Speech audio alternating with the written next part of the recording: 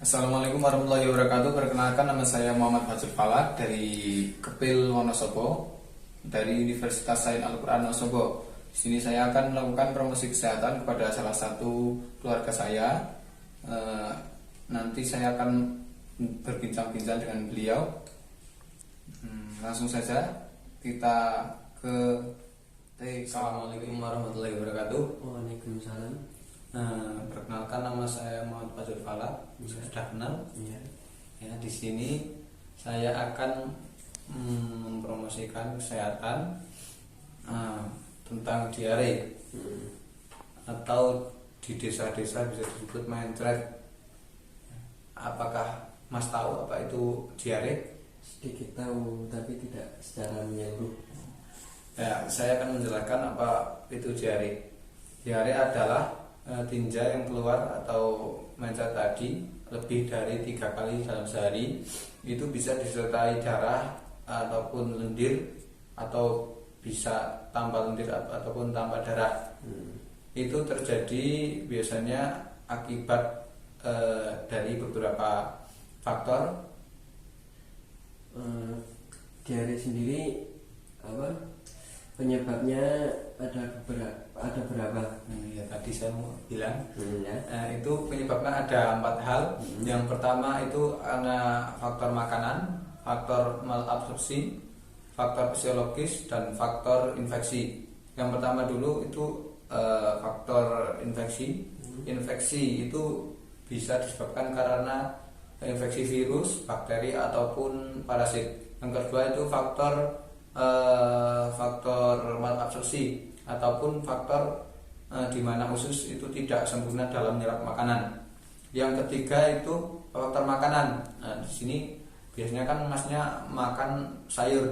Ya. Sayur. Nah, di situ ada sayur. Biasanya kalau sayur dimasak tidak matang, itu biasanya di situ akan virus atau bakteri yang ada dalam makanan itu tidak terbunuh. Nah, dianjurkan dalam memasak makanan itu harus matang. Yang keempat itu faktor psikologis. Faktor psikologis sendiri itu biasanya disebabkan karena stres yang berlebihan, ditinggal kekasihnya, atau nggak punya uang, atau kebanyakan mikir dunia lah. Ya. Terus di sini akibat dari diare sendiri itu bisa Masnya menjadi lemas, pusing, ataupun menjadi tidak bisa bergerak. Artinya tidak bisa bergerak, ya lemas tadi. Kehilangan cairan atau dehidrasi. Nah, kehilangan cairan atau dehidrasi sendiri itu disebabkan karena terlalu banyak kehilangan elektrolit atau cairan yang keluar dari nya tadi, itu terlalu banyak. Nah, di sini dianjurkan untuk banyak minum kalau Masnya diare. Hanya pernah diare kan? Pernah. Rasanya lemas atau lemas? Nah, itu kehilangan cairan itu bisa diobati dengan banyak minum. Banyak minum agar kita tidak banyak kehilangan cairan. Minum kopi atau minum air putih? Di sini minum air putih, karena air kopi itu bisa juga memperparah diarenya tadi. Ya, karena di situ terdapat asam. Kopi itu kan asam kalau nggak ada gula. Kalau ditambah gula pun itu bisa asam. Itu bisa memperburuk diare sendiri. Apakah ada akibat lain dari diare? Ayo. Penyebab lain tentu ada, Mas. Salah satunya juga ada hipoglikemi atau hipogligemia. Masnya tahu? Enggak tahu. Ini sebagai pengetahuan, hipoglikemia itu kehilangan atau rendahnya gula pada tubuh Masnya. Kalau banyak kekurangan gula, itu bisa menyebabkan lemas, ataupun bisa menyebabkan kematian. Yang selanjutnya itu gangguan gizi. Masnya juga kan kalau diare itu biasanya makan langsung keluar. Nah, itu bisa menyebabkan kekurangan gizi dan menyebabkan kurus juga kalau tidak ditangani dengan tepat. kalau masnya ditangani dengan tepat, itu akan tercukupi kebutuhannya. Contohnya kalau biar nggak kehilangan banyak itu nutrisi, masnya makan makanan yang bubur. Bubur itu kan lunak, jadi ususnya itu masnya nggak terlalu keras untuk bekerja, itu akan mengurangi diare sendiri dan tidak akan banyak kekurangan nutrisi. Atau bisa diinfus. Infus itu juga kalau masnya minumnya nggak suka banyak minum, itu bisa tercukupi kebutuhan nutrisi ataupun kebutuhan cairannya. Untuk makanannya sendiri itu yang dianjurkan adalah makan makanannya lunak, dan yang makanan yang harus dihindari itu makanan pedas dan asam, karena itu bisa membuat iritasi pada lambung dan terjadi pendarahan, itu juga akan memperparah diarenya sendiri. Dan untuk mencegah terjadinya diare sendiri itu paling utama adalah cuci tangan. Untuk yang seterusnya adalah hidup bersih, olahraga, dan makan makanan yang sehat. Untuk cuci tangan sendiri itu harus benar menggunakan sabun, karena dalam cuci tangan itu kalau nggak menggunakan sabun maka kuman-kuman tidak akan hilang, cuma beberapa persen akan hilang. Di sini saya akan mengajarkan bagaimana cara cuci tangan yang benar. Cuci tangan sendiri itu ada dua. Pertama menggunakan hand scrub, yang kedua menggunakan hand wash. Yang hand scrub itu menggunakan antiseptik, yang hand wash itu menggunakan air mengalir atau sejenis sabun. Nah, di sini saya akan menggunakan antiseptik, yaitu hand wash, hand scrub, ya, scrub. Oke, lanjut. Untuk cara cuci tangan yaitu antiseptik kita siapkan, semprotkan ke telapak tangan secukupnya, gosok secara merata. Selanjutnya gosok punggung tangan. Perhatikan mas, punggung tangan, setelah itu sela-sela jari. Setelah itu gerakan mengunci, ibu-ibu jari, kedua digosok. Yang terakhir adalah gosokan ujung jari di telapak tangan berlawanan arah jarum jam.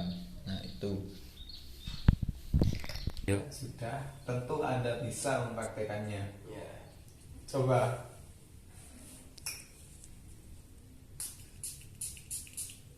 Katakan dulu. Ya. Punggung. Ya.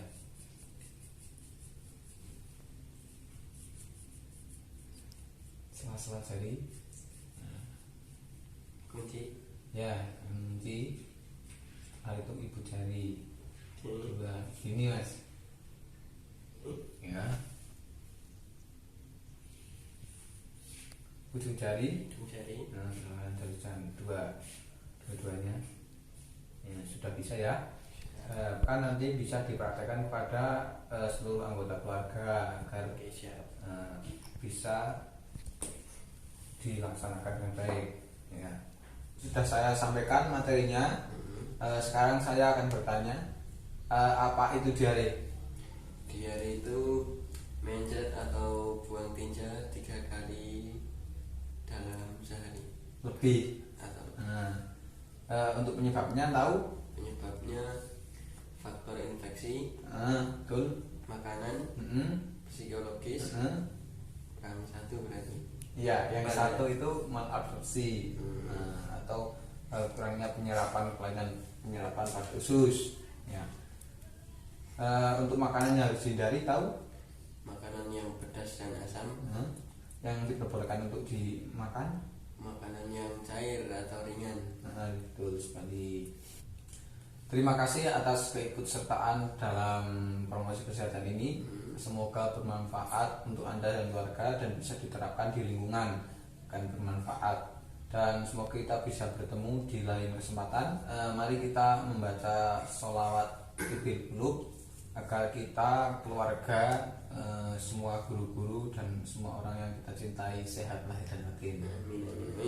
Bisa? Insyaallah. Mari kita sholawat Tibbil Qulub. 1, 2, 3. Allahumma salli ala sayyidina Muhammadin tibbil qulubi wa dawaiya wa afiyatil abdani wa shifaiha wa nuril absari wa diyaiya wa ala وسلم اللهم صل على سيدنا محمد طب القلوب ودوائها وعافية الأبدان وشفيها ونور الأبصار وضيائها وعلى آله وصحبه وسلم اللهم صل على سيدنا محمد طب القلوب ودوائها وعافية الأبدان وشفيها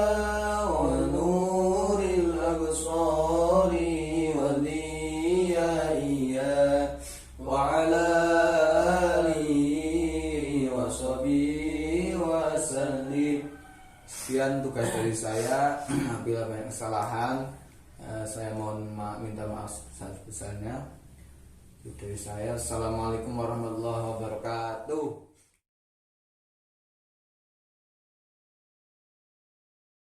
Jangan mau jadi anak muda yang mengecut.